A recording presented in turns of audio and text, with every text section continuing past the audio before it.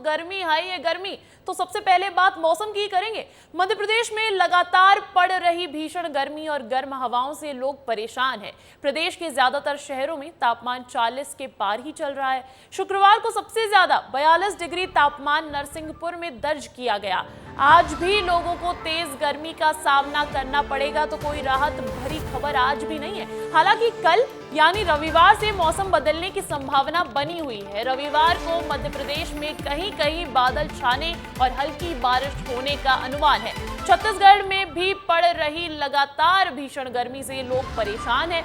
मौसम विभाग ने 48 घंटे के लिए ब्लू अलर्ट तक जारी कर दिया है। रायगढ़, जांजगीर, राजनांदगांव, कांकेर में अलर्ट जारी किया गया है। अगले 4 दिनों में तापमान 2 से 3 डिग्री बढ़ने का अनुमान है। रायपुर की अगर मैं बात करूं तो रायपुर में 15 मई के बाद लू चलने के आसार है। हीट वेव देखने को मिल सकती है। छत्तीसगढ़ के सभी जिलों में पारा और बढ़ेगा। तो देखिए, आने वाले दिनों में गर्मी से राहत मिलती नजर आ नहीं रही है मध्य प्रदेश और छत्तीसगढ़ में। हालांकि कल के लिए बताया जा रहा है कि कल कुछ जिलों में बादल छाए रहेंगे, तो कल हल्की बारिश होने के आसार हैं। और अब इस खबर पर अधिक जानकारी के साथ भोपाल से जुड़ गए मेरे सहयोगी सूरज तिवारी और रायपुर से खोमन साहू। सूरज, सबसे पहले मैं आपका रुख करूंगी। देखिए, मध्य प्रदेश में लगातार भीषण गर्मी का कहर जारी है। ऐसे में किन जिलों में अब ज्यादा गर्मी का कहर देखने को मिल सकता है?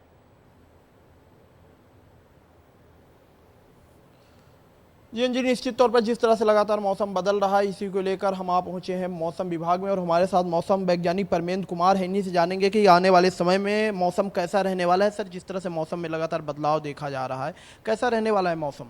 अभी जो है कि मध्य प्रदेश का मौसम ड्राई वेदर है और जो है 5 तारीख से कुछ स्थानों पर रेन की संभावना जताई जा रही है, जो रीवा, सीधी, सिंगरौली, मैहर। और इसमें देखें टेम्परेचर में तो एक वेस्टर्न डिस्टर्बेंस है जो ईरान और एडजॉइनिंग अफगानिस्तान के पास है, और एक जो है ट्रफ लाइन जो जा रही है वो साउथ छत्तीसगढ़ से रायलसीमा होते हुए जा रही है। इसके कारण जो है कि अभी जो टेम्परेचर में 2 से 3 डिग्री की वृद्धि होने की संभावना है और हीट वेव की संभावना भी जताई नहीं जा रही, कम है। लेकिन 15 तारीख के बाद हीट वेव का प्रभाव बढ़ने की संभावना है।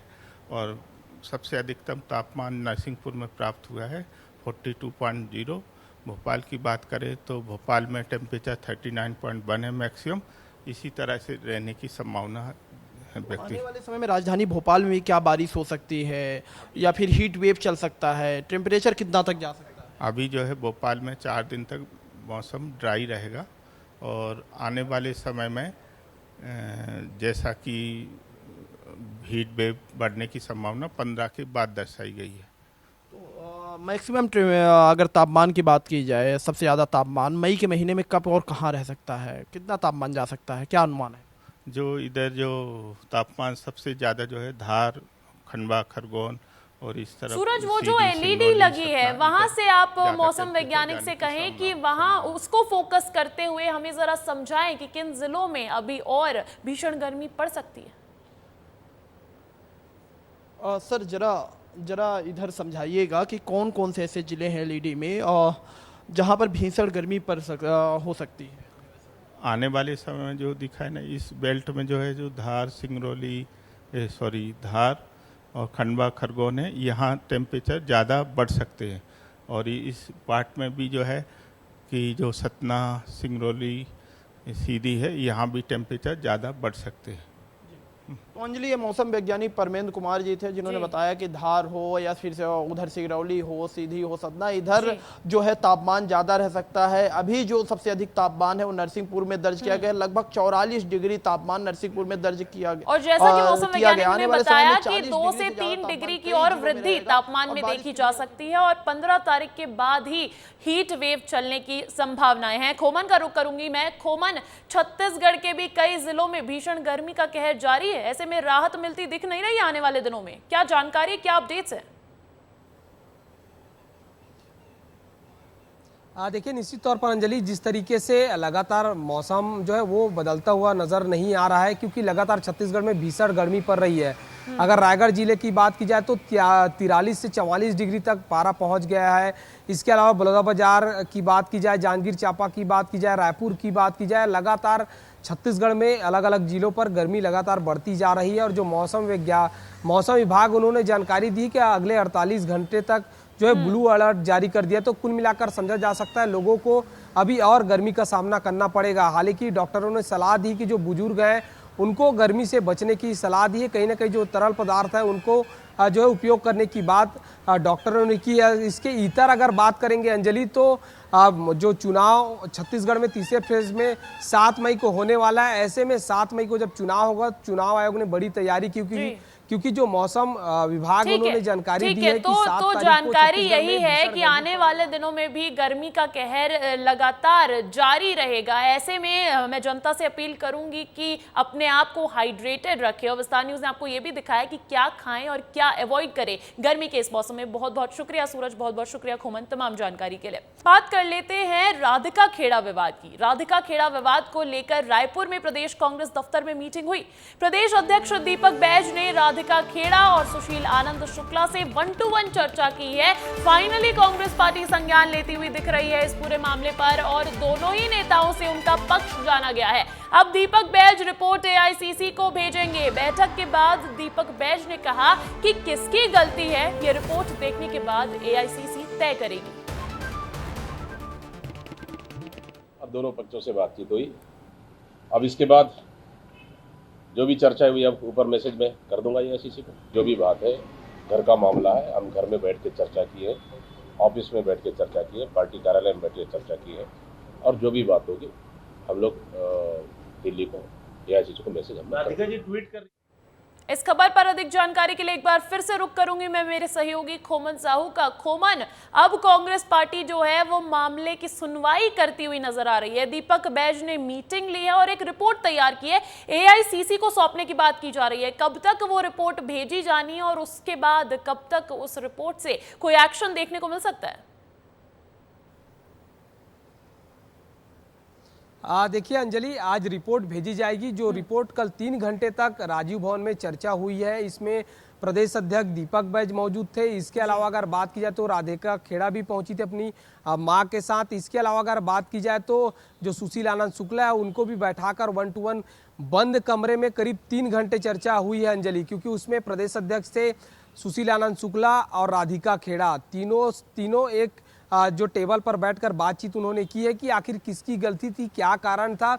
हर पहलू को जो सुनने का प्रयास दीपक बैज ने किया। इसके अलावा जब ये पूरा मामला हुआ था अंजलि, तो उस वक्त बहुत सारे ऐसे 3-4 प्रवक्ता थे, उन प्रवक्ताओं से भी बंद कमरे में दीपक बैज ने बात की है। आखिर क्या कारण है कि इस तरीके से मामला झगड़े तक पहुंच गया और झगड़ा इस तरह बढ़ा कि पूरे प्रदेश में इसका जो है तस्वीर देखने को मिला, बयानबाजी देखने को मिला, कई तरह के राजनीतिक रंग भी देखने को मिला। अब जब पीसीसी चीफ ने ये रिपोर्ट जो है एआईसीसी को भेज दिया है, अब ये आज रिपोर्ट भेजी जाएगी, कल इस पर निर्णय होगा। क्या निर्णय होगा ये तो देखने वाली बात होगी, लेकिन कहीं ना कहीं जिस तरीके से इस मामले को उठाया गया है, क्या सुशील आनंद शुक्ला को बर्खास्त किया जाएगा ये या फिर राधिका खेड़ा को छत्तीसगढ़ के प्रभारी जो प्रभार दिया गया छत्तीसगढ़ उससे हटाया जाएगा, ये तो हाईकमान तय करने वाले। लेकिन कहीं ना कहीं दोनों पक्षों की सुनवाई हो गई है और अब रिपोर्ट के बाद इंतजार है तो सिर्फ एक्शन का। बहुत बहुत शुक्रिया तमाम जानकारी के लिए।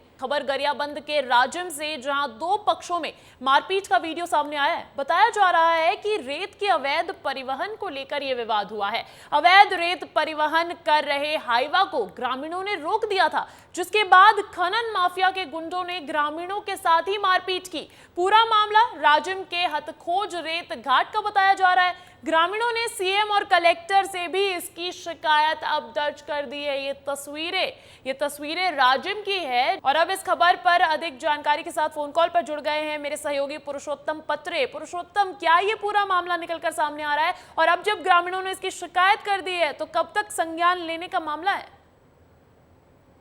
देखिए, पूरे मामला में विस्तार से बताता हूँ। एक्चुअल में राजिम के पैरी और महानदी में लगभग 8 खदानें ऐसी हैं जो पिछले कई महीनों से अवैध चल रही थी, लेकिन 1 तारीख को एक यूट्यूबर की पिटाई के बाद जो है खदान की जो खबरें हैं लगातार मीडिया में आने के बाद जो है प्रशासन ने 2 तारीख को पंचायतों को भी नोटिस थमा दी। 16 हाईवा उन्होंने जब्त किया। जब पंचायतों को जब नोटिस थमाया गया तो ग्रामीण भी आक्रोशित हो गए, क्योंकि पंचायत को भी जिम्मेदार माना जा रहा था इस मामले में। ये वीडियो जो वायरल वीडियो है ये कल की वीडियो बताई जा रही है और उस वीडियो में लगभग दोपहर 20 से 25 ग्रामीण जो है हथखोज खदान से जो निकल रहा था हाईवा उसे रोकने की कोशिश की, जिसके बाद जो खदान समर्थक कुछ और जो तत्व हैं, जो माफिया लोग हर गांव में इस तरह के 10 से 15 ग्रामीणों को तैयार करके रखे हुए होते हैं ताकि किसी प्रकार के जो बाधा आए तो ग्रामीणों को आगे कर दिया जाता है। वैसा ही कल भी हुआ। कुछ ग्रामीण जो है अवैध खदान बंद कराने के पक्ष में है, वो जब टीला की ओर से निकल रहा हाईवा को रोकने की कोशिश की तो उनके साथ ये भिड़ा दिया गया इनको और इस तरह से दोनों के बीच जो है मारपीट हुई है। क्योंकि चुनिंदे लोग रहते हैं, लठैत रहते हैं, आपराधिक किस्म के तत्वों को वहां पे पनाह दे के रखा गया रहता है माफियाओं द्वारा और उस समय पूरे वीडियो में दिख रहा है कि ग्रामीण इसमें कमजोर पड़ गए हैं, ग्रामीणों को पिटाई हो रही है।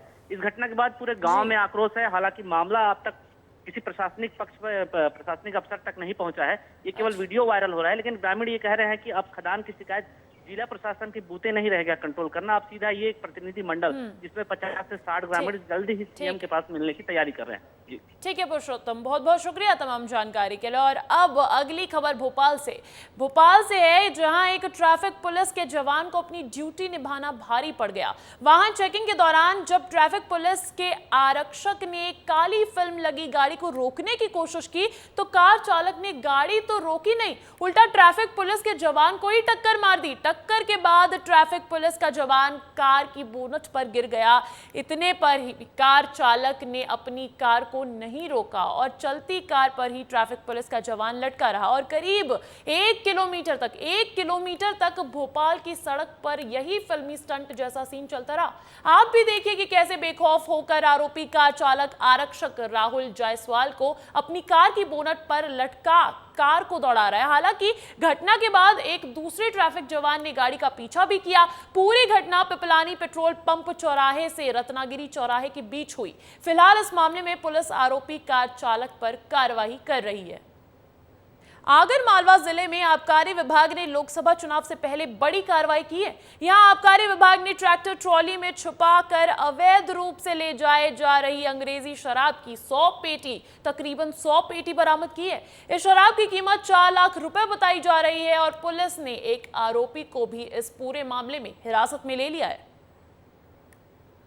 मुखबिर की सूचना के आधार पर सर्किल के इंस्पेक्टर ने वहाँ पे पीछा किया गाड़ी का, ट्रैक्टर गाड़ी, तो उसमें 100 पेटी इंग्लिश शराब जिसमें बियर और विस्की, जिसकी कीमत लगभग 4 लाख रुपए और 11 लाख का ट्रैक्टर, इस प्रकार करीब 15 लाख रुपए की जब्ती शराब ट्रैक्टर की जब्ती हुई, जिसमें एक आरोपी मौके से गिरफ्तार किया गया और प्रकरण में विवेचना जारी है। सोशल मीडिया ने एक अर्ध विक्षिप्त युवक को उसके परिवार से मिला दिया। खबर आगर मालवा से ही है, जहां राजस्थान के पाली का रहने वाला एक युवक कई दिनों से इधर उधर घूम रहा था, भटक रहा था। बताया जा रहा है कि इस युवक की दिमागी हालत ठीक नहीं थी।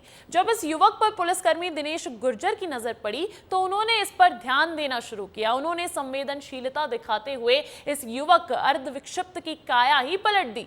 दिनेश गुर्जर ने इसे थाना परिसर में ले जाकर पहले साबुन से नहलाया धुलवाया और उसके बाद धुले नए कपड़े पहनाए। दिनेश गुर्जर ने इस युवक के बारे में भी जानकारी जुटाई और इसकी जानकारी सोशल मीडिया पर शेयर की, जिसकी जानकारी युवक के परिजन तक भी पहुंच गई। इस युवक के परिजन आकर इस युवक को ले गए।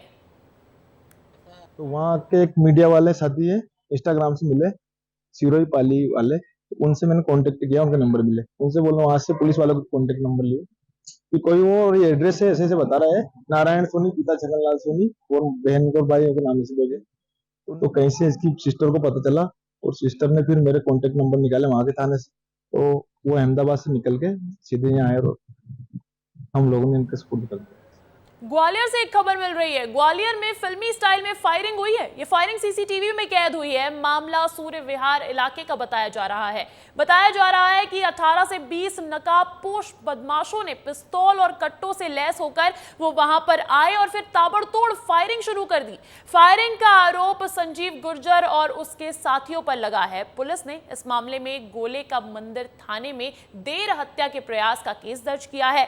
तो ये खबर ग्वालियर से मिल रही है। फिल्मी स्टाइल में फायरिंग हुई यहाँ पर। ये फायरिंग सीसीटीवी में कैद हो गई और मामला जो है, पूरा मामला सूर्य विहार इलाके का बताया जा रहा है, जहां पर 18 से 20 नकाबपोशों ने आकर वहां पर पिस्तौल और कट्टों से लैस होकर वो वहां आए और उन्होंने ताबड़तोड़ फायरिंग शुरू कर दी। फायरिंग का आरोप संजीव गुर्जर और उसके साथियों पर लगा है और अब पुलिस इस पूरे मामले की जांच में जुटी है। डीएवीपी कैलडरीज पब्लिक स्कूल पर कलेक्टर ने 2 लाख रुपए का जुर्माना कर लगा दिया है।